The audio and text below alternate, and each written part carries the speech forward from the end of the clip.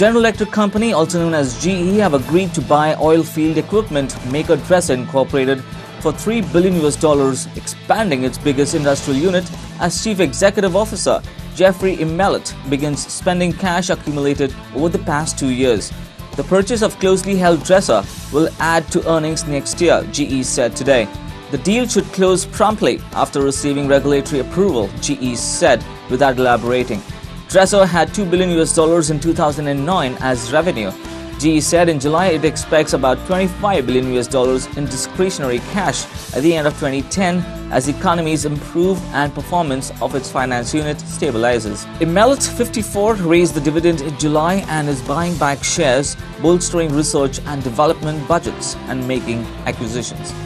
Universal Bioenergy announced today that it is establishing a new subsidiary company that will directly produce and supply natural gas and petroleum to sell of its major utility customers and grow customer base. On October 1, 2010, executives of Universal Bioenergy and NDR Energy Group flew to Houston, Texas and engaged in direct discussions with several gas and oil companies to negotiate agreements to obtain natural gas and petroleum fuels directly from its wellhead to market to its customers. They also made site visits to several oil and gas fields in the region to review the actual production and drilling process of the wells, production levels and reserves.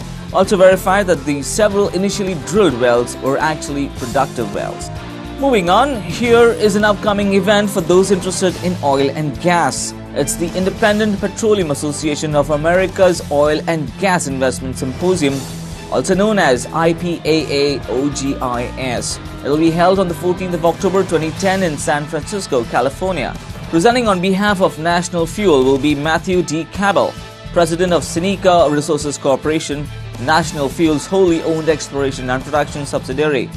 National Fuel's portion of the presentation will be available on live webcast beginning at approximately 2 p.m. Pacific Time, that's 5 p.m. Eastern, on October 14th. To access this webcast, visit the National Fuel Investor Relations homepage at investor.nationalfuelgas.com. That's all the news making waves as of now. We'll be back shortly with some more. Stay tuned.